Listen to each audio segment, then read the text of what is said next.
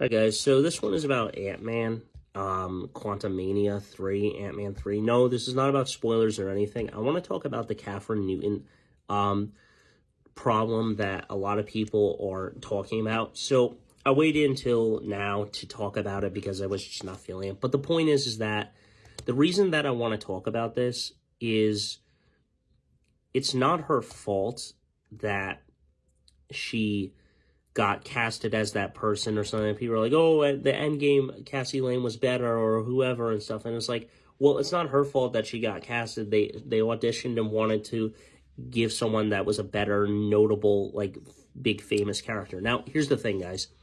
Kathryn Newton, that's probably her first super big blockbuster film or something. But for me, guys, the one show that I know her from is Supernatural. That's the first thing I ever watched her in. And Dog with a Blog when I was growing up. Those were the two things. Then I watched The Society, and then I watched that movie that came out in 2020 called Freaky, where, you know, the body swap kind of Freaky Friday scenario thing. And this leads into, basically, the Harry Potter Bonnie Wright scenario.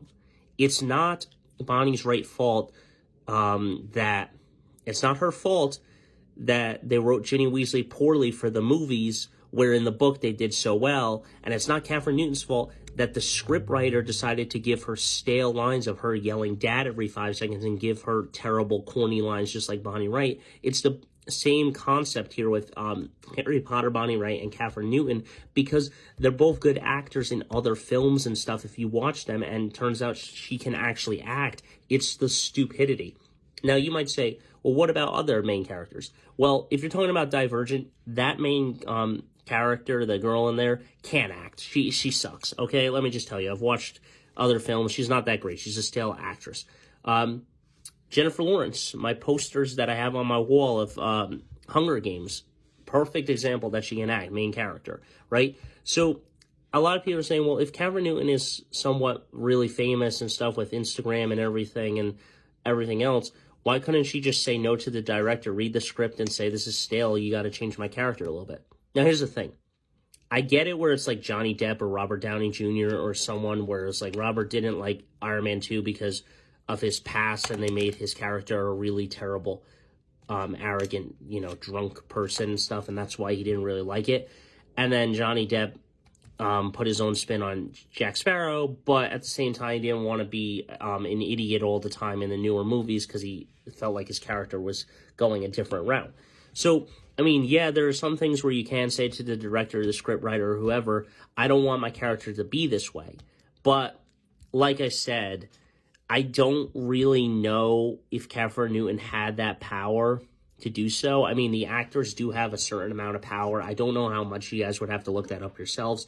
But, again, I don't think it's Kathryn Newton's fault. I don't think it's Bonnie Wright's fault, of these actresses or actors' fault and stuff. Now, half the time, you say if they give a bad performance, it's the actor's fault. But, however, let's say you watch something else. Let's say Vin Diesel, for example, does a poor acting job in The Chronicles of Riddick or something, and is really a good actor in Fast and Furious or something. Then it's not his fault that he gave a bad performance. It's the writer's fault for writing the script that way and stuff.